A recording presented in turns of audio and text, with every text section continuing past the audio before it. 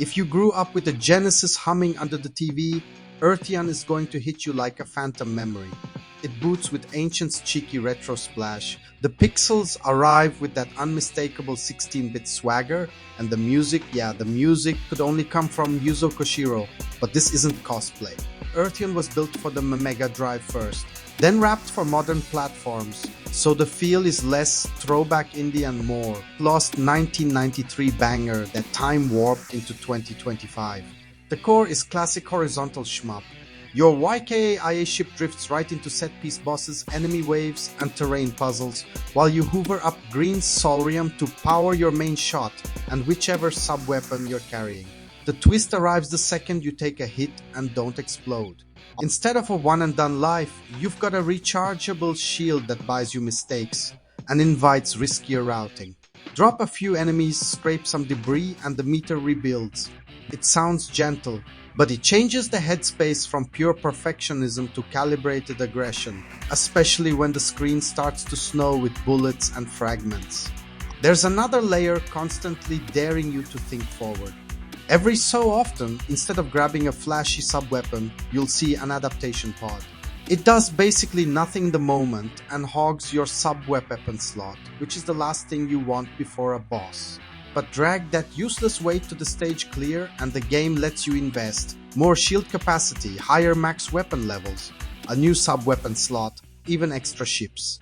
That small persistent meta hooks into the arcade loop so cleanly. You're making a tiny build for a very old school shmup and it turns the next run into a plan instead of a prayer.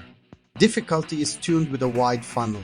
Easy reduces screen density without gutting the tension, and is a great place to meet the cadence of solrium pickups, shield rhythm, and weapon swapping. Normal is the arcade sweet spot where most players will sail until the late game, then suddenly feel the screws tighten around stage 7. Crank it higher and Earthion shows sharp teeth, even with that friendly shield.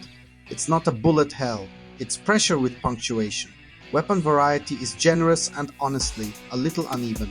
The piercing laser erases conga lines and feels like cheating when a boss parks its weak points, while the detonator's perpendicular shots clean the edges where pests love to spawn. Others don't land as hard, and you'll probably find a comfort pair and ride them. That imbalance matters less once you start stacking meta upgrades and tailoring your loadout around how you fly.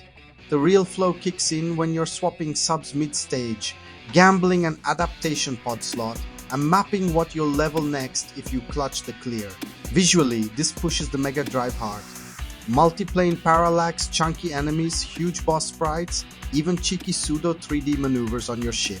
When the art pops, it dazzles. When it pops too much, it can get in your way.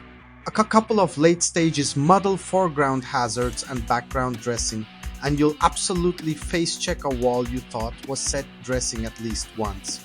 Playing with the display options helps. Clean pixels or a light CRT mask both look great, but there are spots where higher contrast projectiles or terrain might have saved a life. It's not a deal breaker, it's a heads up. Sound is the crown. Koshiro's score snarls and sings in that YM2612 way only he seems to ring out of silicon. Drum punches, glittering arps, those greasy bass lines, you can feel the chip. The low health warning beeps a little too proudly and can grate when you're limping to a checkpoint. But the rest of the mix is pure dopamine. There are even audio filtering options if you want to simulate doing different Genesis revisions, though the default already nails the vibe. On PC, the wrapper includes thoughtful retro comfort food. You've got aspect control, scanline strength, brightness, and saturation tweaks, bezels if you want full period cosplay, plus passcodes that carry your build between runs. Finish a run or burn out on a boss, and you'll still bank progress to spin again stronger. There are also stage challenges to chase when you only have 10 minutes to play, which suits Earthion's one more try personality. One reviewer flagged oddball behavior with an Xbox controller on Steam while a retro-style pad worked flawlessly. So if your inputs feel haunted, swapping controllers can be a quick fix. Campaign length is short if you mainline it. A veteran can see credits in a few hours.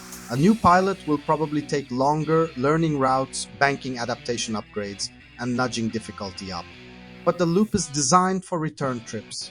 The shield cadence, the upgrade economy, the one more pod greed. It all begs you to slam a stage on lunch and come back after dinner. That's a very Genesis way to live. So, does Earthion earn a slot next to the greats it borrows from?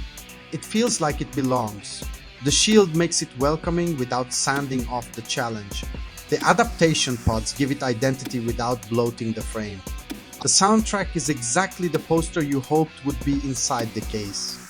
Readability hiccups and a few so-so weapons keep it shy of perfect, but as a new shmup built for old bones, it's special. It remembers why these games stuck and adds just enough modern thinking to help you stick with them. If this kind of straight shooting review is your jam, you know where the subscribe button lives. And tell me this, when a shmup gives you meta upgrades, do you spec for survival or damage? And does that choice change how arcade it feels to you?